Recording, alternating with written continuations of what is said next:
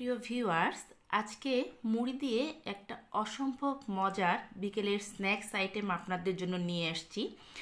যে রেসিপিটা আপনারা বাসায় না করলে বুঝতেই পারবেন না এটা খেতে কতটা টেস্টি হয়ে থাকে, আর করাটাও খুবই সহজ। তাহলে চলুন রেসিপিটা শুরু করি। আমি প্রথমেই মিক্সিং বলে দিয়ে দেব মুড়ি। আমি 1 কাপ মুড়ি নিয়ে নিচ্ছি। আপনারা কিন্তু চাইলে এখানে শুটা মুড়ি দিয়েও করতে পারেন। অনেক সময় বাসায় মুড়ি থাকলে সেটা শুটিয়ে যায়, অনেক সময় মচমচে থাকে না, সেই মুড়ি দিয়েও আপনারা এই স্ন্যাক্সটা করতে পারেন। মুড়ির মধ্যে আমি 1 কাপ জল দিয়ে দিলাম। জলটা দিয়ে মুড়িটাকে খুব ভালো করে ধুয়ে তারপর মুড়িগুলো আমি উঠিয়ে নেব। জলের মধ্যে কিন্তু মুড়িগুলোকে ভিজিয়ে রাখা যাবে না।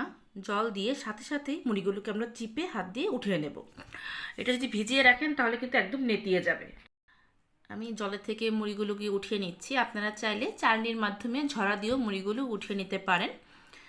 এবার সবগুলো মুড়ি কিন্তু আমি একটা প্লেটে উঠিয়ে নিলাম। এই মুড়ির সাথে আমি কিছু মশলা মিক্স করব।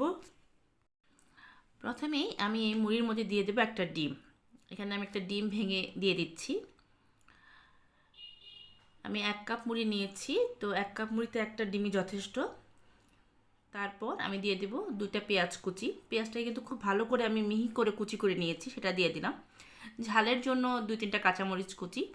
আসলে ঝালটা আপনারা আপনাদের টেস্ট অনুযায়ী কমিয়ে বা বাড়িয়ে দিয়ে নেবেন। এখানে স্বাদ মতো লবণ দিয়ে দেব। মুড়িতে কিন্তু লবণ দেওয়া থাকে, তো লবণটা একটু বুঝে দিতে হবে, নাহলে লবণটা বেশি হয়ে যেতে পারে। আর সামান্য পরিমাণে একটু হলুদ গুঁড়ো, এটা শুধু কালারের জন্য দিয়েছি। এবার বাইন্ডিংয়ের জন্য আমি এখানে ময়দা ব্যবহার করব। আমি অল্প অল্প করে ময়দা দিয়ে মুড়িটাকে খুব ভালো করে মিক্সড করে নেব।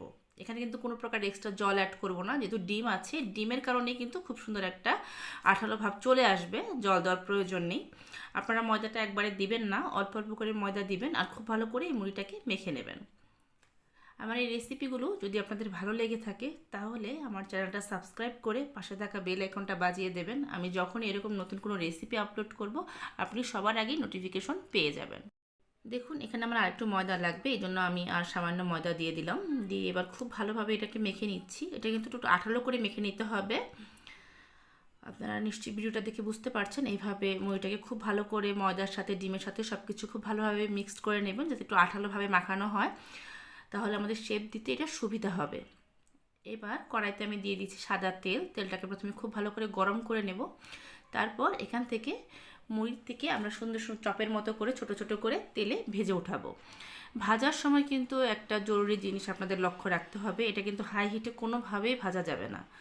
যদি হাই হিটে ভাজেন এগুলো মচমচে হবে না, আর খুব তাড়াতাড়ি কালার চলে আসবে, কিন্তু এটা খেতে ভালো লাগবে না, নেতিয়ে যাবে। এই জন্য চুলার আঁচটাকে একদম লোতে রেখে এটাকে 10 থেকে 15 মিনিট আমরা ভেজে নেব।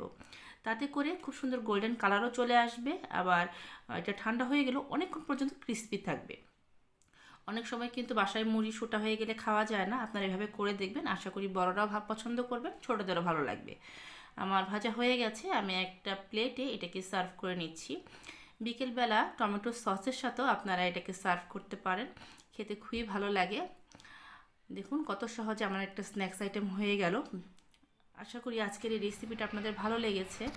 যদি ভালো লেগে থাকে তাহলে প্লিজ আপনারা এইভাবে আমার পাশেই থাকবেন। আবার ফিরবো আরেকটি নতুন রেসিপি নিয়ে।